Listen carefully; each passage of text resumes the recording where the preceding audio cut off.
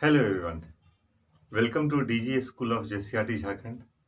My name is Mohammad Ijazul Haq and today we will read a poem from English textbook Delia for class 7. The name of the poem is The Village Blacksmith.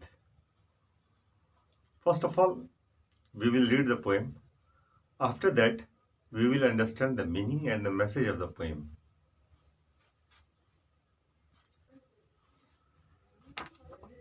Under a spreading chestnut tree, the village smithy stands. The smith, a mighty man is he, with large and sinewy hands, and the muscles of his brawny arms are strong as iron bands.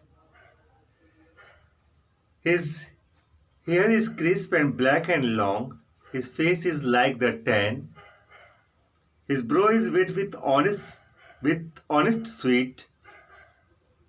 He earns whatever he can, and looks the whole world in the face, for he owes not any man.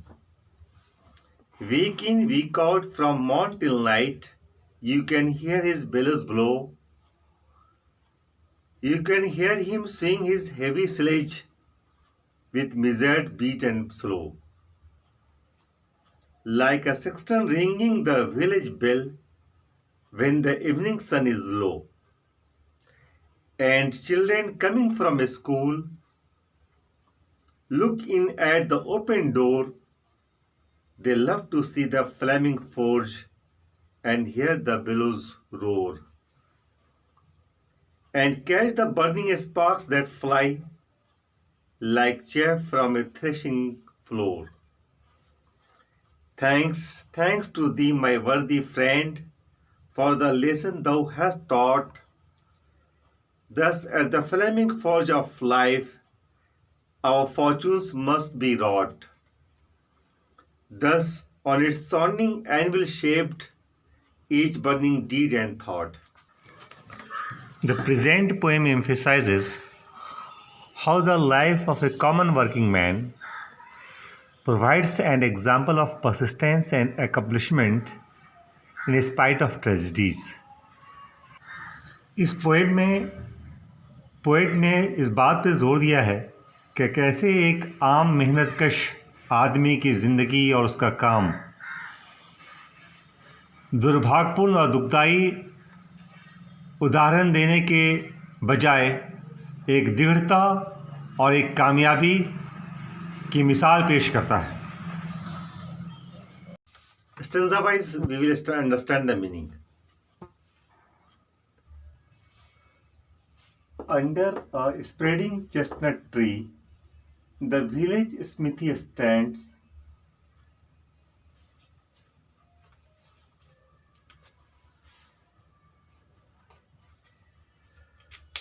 The smith, a mighty man is he, with large sinewy hands, and the muscles of his brawny arms are strong as iron bands. एक फैले हुए chestnut tree के नीचे ग्रामीण लोहार अपनी दुकान लगाता है. The Smith, a mighty man is he. लोहार जो कि एक बहुत ही मजबूत पावरफुल आदमी है. विथ लार्ज स्नूई हैंड्स, उसके बड़े और स्ट्रॉन्ग हाथ हैं, मजबूत हाथ हैं. And the muscles of his brawny arms, और उसके गठीले आर्म्स के बाजू के मसल्स मांसपेशियां are strong as iron bands. Iron bands की तरह, लोहे के छड़ की तरह मजबूत हैं. आयरन के बैंड्स की तरह, लोहे के पत्तियों की तरह मजबूत हैं. इसमें फिजिकल अपीयरेंस जो लोहार है, विलेज ब्लैक स्मिथ है, उसके फिजिकल अपीयरेंस की बात की गई है कि he is very mighty, sinewy hands, muscles of his brawny arms, या एक सिमिली का इस्तेमाल किया गया है, are strong as iron bands. इतने मजबूत हैं जैसे कि लोहे के पट्टे, लोहे के छड़ बैंड्स होते हैं. In the next stanza, his hair is crisp and black and long. His face is like a tan. His brow is wet with honest sweat. He earns whatever he can, and looks the whole world in the face, for he owes not any man. उसके बाल hard और dry हैं, सूखे और कड़े हैं, काले और लंबे हैं. हिज फेस, उसका चेहरा येलोइश ब्राउन, पीलापन लिए हुए भूरा है. His brow is wet with honest sweat, उसका भौं भींगा हुआ है उसके ईमानदारी के पसीने से.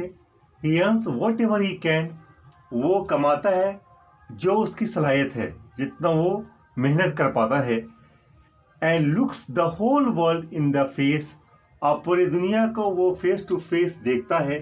फॉर ही ओज नॉट एनी मैन, क्योंकि उसने किसी से कर्ज नहीं लिया हुआ है, किसी से बोरो नहीं लिया हुआ है. इसमें फिजिकल अपीयरेंस के साथ साथ उसकी जो क्वालिटीज़ हैं कि वो ऑनेस्ट लेबर करता है, उसने किसी से कर्ज नहीं लिया हुआ है, वो बहुत ही सेल्फ सेटिस्फाइड है, और वो जिसको कहते हैं सेल्फ एस्टीम उसके अंदर है, खुददारी है उसके अंदर में. ये एक विलेज ब्लैक स्मिथ है, उसके बारे में कहा गया है. वो सबको एक निगाह से देखता है, सबों की फेस टू फेस बात कर पाता है. क्यों? क्योंकि उसके अंदर में सेल्फ एस्टीम है. वो किसी से कर्ज नहीं मांगता, जो इसकी जितना वो कमाता है उसी में वो सेटिस्फाइड है, और उसे लालच नहीं है. वो किसी की फ्लटर नहीं करता है, किसी की चापलूसी नहीं करता है. नेक्स्ट स्टेंजा में देखते हैं कि क्या बातें हैं ब्लैक स्मिथ के बारे में बताई गई हैं. Week in week out from morn till night, you can hear his bellows blow. You can hear him swing his heavy sledge with measured beat and slow, like a sexton ringing the village bell when the evening sun is low.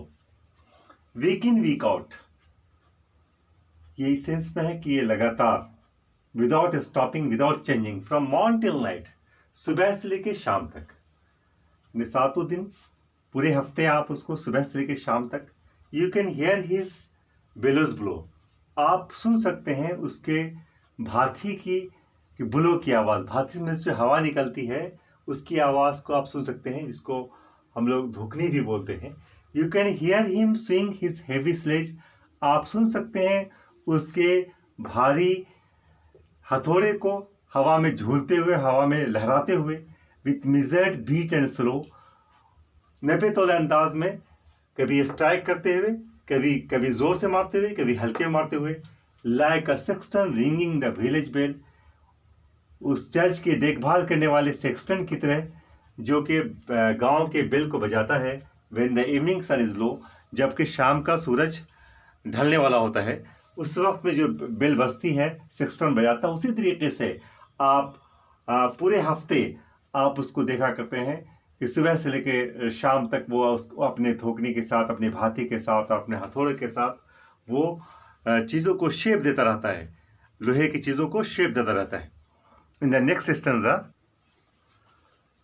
And children coming from school look in at the open door, they love to see the flaming forge and hear the bellows roar, and catch the burning sparks that fly like chaff from a threshing floor. और बच्चे school के आने के समय look in at the open door, झांकते हैं खुले हुए उसके दरवाजे को, उसके गेट को, लोहार का जो गेट है, जो दुकान है जहाँ वर्कशॉप में काम करते हैं. They love to see the flaming forge, वे पसंद करते हैं वो देखना उस धधकती हुई भट्टी को, लहराती हुई जो भट्टी है उसको पसंद करते हैं. And hear the bellows roar, और उनको पसंद आती है जो भाती की जो आवाज़ आती है, उसमें जो आवाज़ आती है, हवा के निकलने के बाद जो आवाज़ आती है, रोर की आवाज़ आती है. And catch the burning sparks that fly, और वे पकड़ते हैं उन चिंगारियों के जो के उड़ रही होती हैं. चिंगारी जो है जब उस पर चोट मारते हैं तो उससे चिंगारी निकलती है. Like chaff from a threshing floor, और वैसी चिंगारी निकलती हैं जैसे कि खलिहान में जब भूसा जो उड़ता रहता है वैसे ही वो चिंगारियाँ निकलती हैं। इस प्रकार वो बच्चों को बहुत पसंद होता है उन चिंगारियों को देखना, उसकी आवाज़ों को सुनना, और उसमें जो उसका जो फोर्ज है, उसकी जो भट्टी है, उसमें जो आगे जो लहराती रहती हैं, उसको देखना बच्चों को बहुत पसंद आता है। नेक्स्ट इस स्टेंजा में देखते हैं कि एट लास्ट क्या मैसेज देना चाहता है poet. This is the last stanza. Thanks to thee my worthy friend for the lesson thou hast taught. Thus at the flaming forge of life our fortunes must be wrought. Thus on its sounding anvil shaped each burning deed and thought. धन्यवाद, शुक्रिया तुझे मेरे लायक दोस्त। अब poet कहता है उस black Smith को, फॉर द लेसन, उस सबक के लिए तुमने, दो कहते हैं यू को, पहले ओल्ड इंग्लिश में दो इस्तेमाल होता था यू के लिए, हैस्ट मैंने हैव, यू हैव टॉट, उन सबकों को, उन पाठ को जो कि तुमने हमें सिखाया है। Thus at the flaming forge of life, लिहाजा जिंदगी की दहकती हुई भट्टी में, our fortunes must be wrought, हमारी किस्मतें गढ़ी जाती हैं, हमारी किस्मतें मस्ट बी रॉट, गढ़ी जाती हैं। रॉट कहते हैं गढ़ने को। Thus on its sounding anvil shaped each burning deed and thought, और इसके जो एनविल शेप्ड, जहाँ पर कि आवाज़ आती है जब किसी चीज़ को, किसी लोहे को जब हम लोग सही, उसका ब्लैक स्मिथ को सही करता है, तो उसमें वो जो आवाज़ आती है उस एनविल को, उस निहाई को की जो बात कर रहे हैं, उस लोहे का जो एक टुकड़ा होता है जिसमें के सबों के कर्म और सबों के थॉट, वो सबों के कर्म और सबों के विचार जो है वो उसमें शेप पाने हैं, जिससे किस्मत, अब जो किस्मत है वो गढ़ी जाएंगे। इस प्रकार जो पोइट कहता है कि ज़िंदगी की जो जीवन की जो भट्टी है उसमें, इस दुनिया में के एनविल पे, दुनिया के निहाई पे हमारे कर्म, हमारे विचार वो शेप पाते हैं, और उसका फल हमें हमारे फॉर्चून में, हमारे किस्मत के रूप में हमें मिलता है। तो this is it's a very purposeful, meaningful and insightful poem, जिसपे कि जो इसके पोएट हैं उन्होंने बहुत ही अच्छा संदेश दिया है, और एक ब्लैक स्मिथ की ज़िंदगी जो कि बहुत ही हार्ड वर्किंग है, बहुत सेटिस्फैक्ट्री लाइफ है उसकी, और उसमें जो है उसमें कोई ग्रीडी नहीं है, उसमें पंक्चुअलिटी है। तो उस तरीके से उसके जो कैरेक्टर्स हैं, उसके जो प्रॉपर्टीज़ हैं, अगर हम उसमें लाते हैं, अपनी ज़िंदगी में लाते हैं, तो ये दुनिया की जो भट्टी है, जी लाइफ की जो भट्टी है, फ्लेमिंग फॉर्ज ऑफ लाइफ में हमारे फॉर्च्यून्स जो है गढ़े जाएंगे, और दुनिया की एनविल पे, दुनिया की निहाई पे, दुनिया के लोहे की जो जिसपे वो काम करता है, और हमारे कर्म, हमारे थॉट, विचार जो है वो उस पर शेप पाएंगे। इस प्रकार ये जो black Smith, the village black Smith, एक ये बहुत ही खूबसूरत पोएम है। अब इसके जो वर्ड्स एंड मीनिंग है वो उसकी लिस्ट आपके पास होगी, आप उसको देख करके खुद से उसके मीनिंग को समझें। These are the important words used in the poem village blacksmith. Emphasize, जोर देना, कॉमन वर्किंग मैन, आम मेहनतकश, परसिस्टेंस, दृढ़, अकम्पलिशमेंट, उपलब्धि, कामयाबी, चेस्टनट ट्री, शाहबलू, स्प्रेडिंग, फैला हुआ, विशाल, माइटी, पावरफुल, सिन्यूई, स्ट्रॉन्ग, हट्टा कट्ठा, ब्राउनी, मस्कुलर, गठीला, क्रिस्प, ड्राई एंड हार्ड, कड़ा और सूखा, tan, yellowish brown, week in week out, without stopping and changing, बिना रुके हुए, बेलोज, धोखनी, बीट, स्ट्राइक, चोट मारना, सेक्सटन, चर्च की देखभाल करने वाला, स्लेज, हैमर, हथौड़ा, फॉर्ज, भट्ठी, चैफ, भूसा, थ्रेशिंग फ्लोर, खलियान, वर्दी, योग्य, लायक, दी, तुझे, दाऊ, तुम, हैस्ट, हैव, रॉट, गढ़ा गया, एंड विल, अहम। तो इस प्रकार ये जो वर्ड्स हैं, इन वर्ड्स को अगर हम समझ लेते हैं तो फिर मुझको उस पोएम को समझना बहुत आसान हो जाएगा। आप इन वर्ड्स को याद करें अब फिर पूरे पोएम को दोबारा खुद से समझने की कोशिश करें। धन्यवाद।